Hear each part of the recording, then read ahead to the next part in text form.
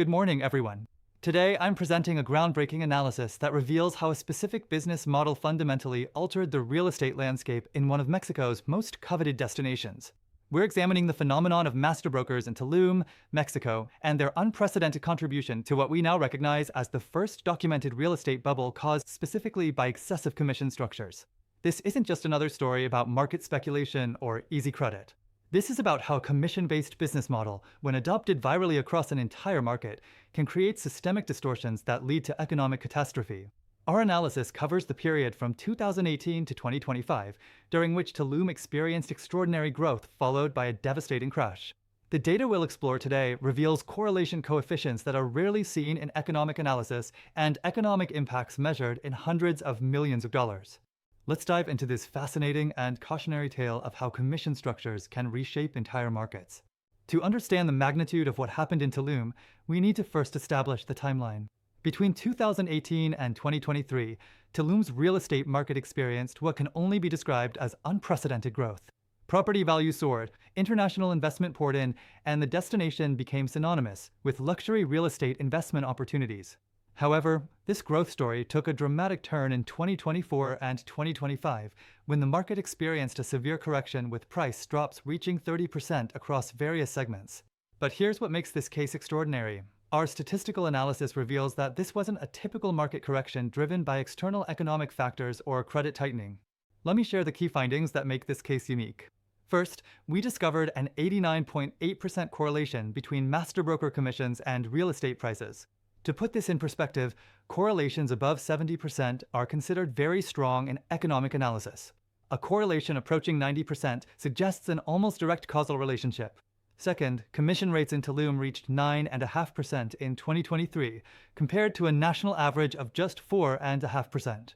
This represents more than double the typical commission structure found elsewhere in Mexico. Third, the economic impact has been devastating. We've quantified total losses at $862 million, affecting not just investors, but the entire local economy. Fourth, we witnessed what we call the viral adoption of the master broker model. The market went from having essentially one dominant master broker in 2018 to 12 active master brokers by 2023. Looking at the current situation in 2025, the numbers paint a sobering picture. Price drops range from 15 to 40% depending on the property segment. Hotel occupancy has plummeted to 32%, representing a historic low for the destination. Perhaps most telling is the accumulated inventory of over 900 unsold units, and the average selling time has tripled from 6 months in 2022 to 18 months today. What we're witnessing in Tulum represents the first documented real estate bubble caused specifically by excessive commission structures, making this case study invaluable for understanding how business models can fundamentally distort entire markets. To understand how this crisis developed, we need to examine the master broker model itself. The foundation was laid in 2007 when GMB established a business model based on high commissions that would later be adopted and amplified by numerous other market participants. The master broker model has 4 key characteristics that distinguish it from traditional real estate brokerage. First, it operates as high-level intermediation between developers and agents, creating an additional layer in the transaction process. Second, it features elevated commission structures, typically 8 to 10% compared to the 4 to 5% national average. Third, it includes membership programs for external brokers, often costing $3,000 annually, creating a network effect. Fourth, it employs sophisticated international marketing with promises of exceptional profitability that attract both agents and investors. The adoption of this model occurred in 2 distinct phases. During the pioneer phase from 2018 to 2019, GMB operated as the sole dominant master broker. At this stage, there were approximately 1.5 master brokers active in the market. Commission rates averaged 6.8%, and market share was around 20%. The transformation occurred during the mass adoption phase from 2022 to 2023, when we witnessed the viral proliferation of the model. By this time, 12 master brokers were active in the market, commission rates had climbed to 9.5%, and market share had reached 80%. This model created what economists call perverse incentives. Rather than focusing on matching buyers with properties that met their fundamental needs and financial capabilities, the system incentivized speculation and disconnected pricing from the underlying value of properties. The high commission structure meant that agents and master brokers were financially motivated to push prices higher, regardless of whether those prices reflected genuine market fundamentals. Now let's examine the statistical evidence that supports our thesis. Our analysis reveals an extraordinarily strong correlation between the increase in master broker commissions and the formation of the real estate bubble in Tulum. The numbers are striking. We found an 89.8% correlation between commission rates and property prices per square meter. In statistical terms, this is an almost perfect correlation. To give you a sense of scale, most economic relationships show correlations between 20 and 60%. When we see correlations approaching 90%, we're looking at relationships that are almost mechanistic in nature. But the correlation goes deeper. For every 1% increase in commission rates, we observed an average price increase of $380 per square meter. This means that commission structures weren't just following price increases, they were actively driving them.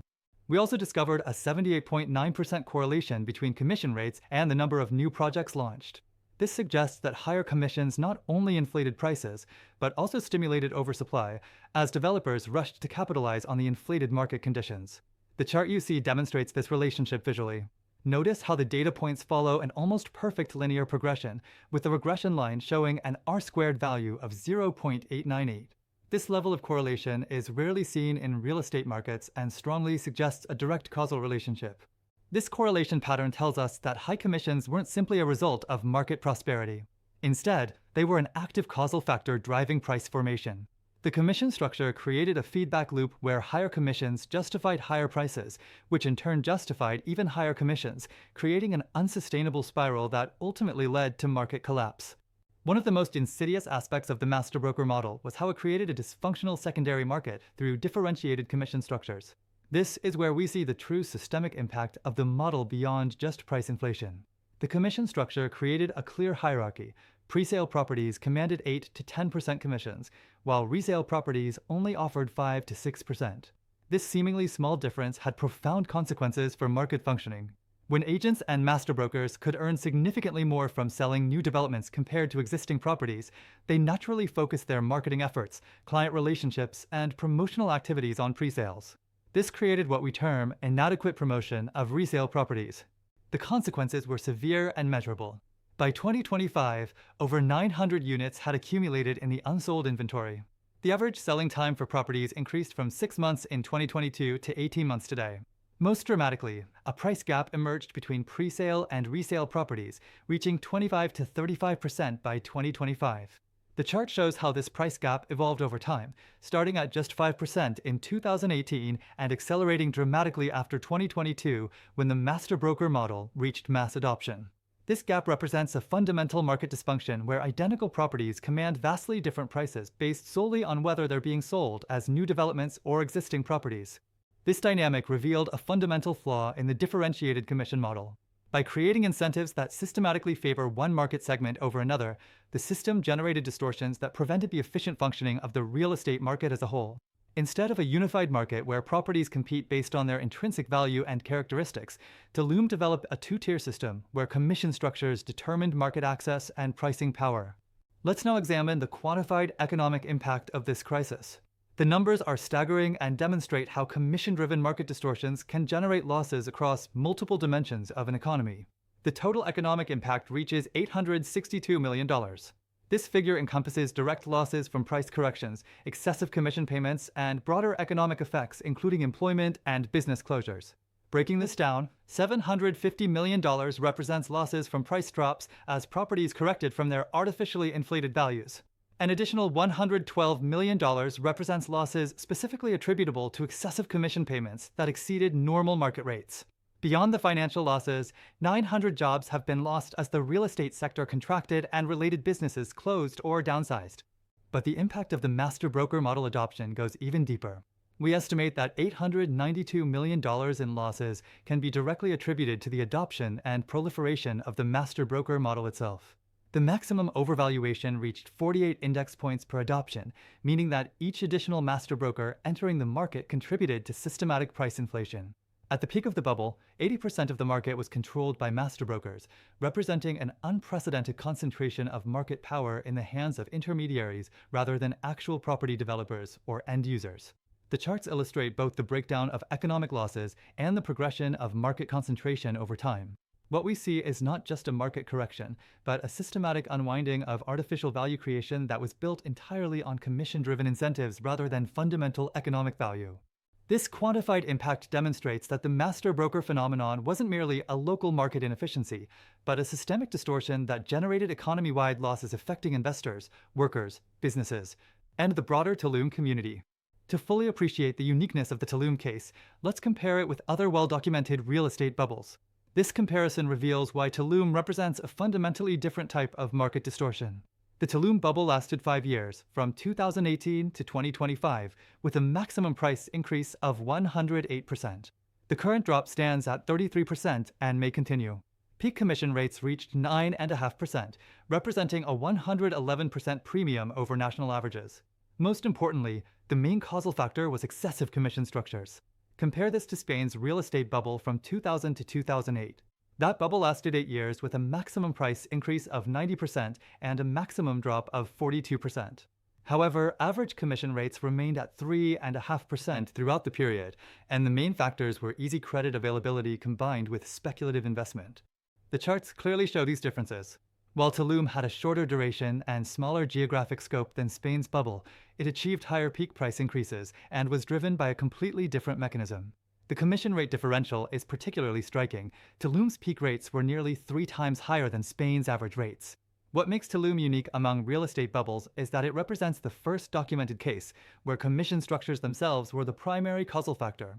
Previous bubbles were typically driven by credit availability, regulatory changes, demographic shifts, or speculative investment flows.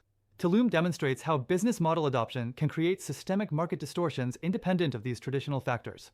This uniqueness has important implications for market regulation and monitoring, as traditional bubble indicators focused on credit metrics or investment flows would have missed the commission-driven dynamics that created this crisis. Let me conclude with our main findings and actionable recommendations for preventing similar crises in the future. Our analysis establishes 4 key conclusions. First, there is a direct causal relationship between excessive master broker commissions and bubble formation, supported by an 89.8% correlation coefficient. Second, the viral adoption of the business model amplified the crisis as the market went from 1 to 12 master brokers. Third, differentiated commission structures created a dysfunctional secondary market with over 900 unsold units. Fourth, Tulum represents a unique case in real estate bubble history, being the first documented bubble caused specifically by commission structures. Based on these findings, we recommend 4 immediate policy interventions. First, implement regulation of differentiated commissions by limiting the difference between presale and resale commission rates to a maximum of 1 to 2 percentage points. Second, establish secondary market monitoring systems that track resale inventory as an early warning indicator of market dysfunction. Third, require transparency in commission structures so that all market participants understand the full cost structure of transactions. Fourth, develop market education initiatives to help buyers make decisions based on property fundamentals rather than speculative factors. The Tulum case demonstrates that real estate markets are vulnerable to distortions created by business model innovations, not just traditional economic factors. As markets become increasingly sophisticated and intermediated, regulators and market participants must remain vigilant about how commission structures and business models can create systemic risks. Thank you for your attention. The lessons from Tulum provide valuable insights for preventing similar crises and ensuring that real estate markets serve their fundamental purpose of efficiently allocating housing and investment capital.